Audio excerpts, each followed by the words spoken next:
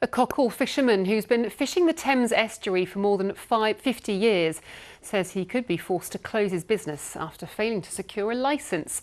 Stephen Dowell from Leigh-on-Sea says rule changes have also left the rest of the local industry terrified. Alex Dunlop reports. The Sophie Jane hasn't left her moorings since June.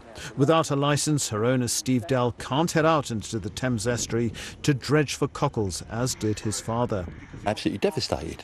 I've been working in this industry since I was a young boy. The rest of the industry down here now are all terrified because in 7 years' time they will have to go through the full licence application process just as we did, and they don't know what to put on the forms, because if this can happen to us, and I think I submitted a good application, if this can happen to us, it can happen to anybody. The local fishermen are carrying on a 600 years old industry, raking for cockles on the sandbanks of the Thames estuary.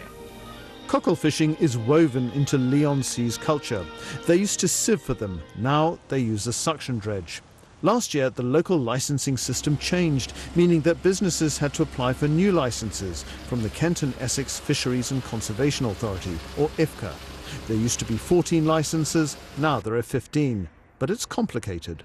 Had Stephen Dell applied for a transitional 7-year one, he would almost certainly have got it. But instead, he opted to go for an open license, which is commercially more valuable, and the selection process for that is more rigorous.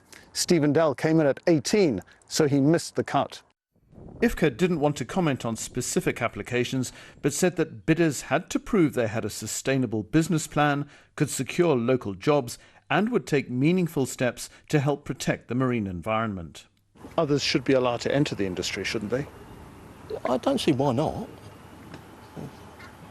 The argument is they made a better case. Well, I'd like to know what their case was. Meanwhile, Steve's skipper, Angus, is now also without a job. Morale on the quayside, he says, is low. You know, you're watching everyone go out every day and you're thinking, we should be out there. We should be out there with them. He's done the processing, cockling, he's done the employee sort of thing.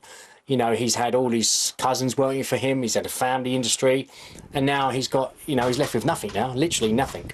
Steve says his fellow cockle fishermen are nervous now that they could be next. They say they'll take their fight to Parliament. Alex Dunlop, BBC London in Leigh-on-Sea.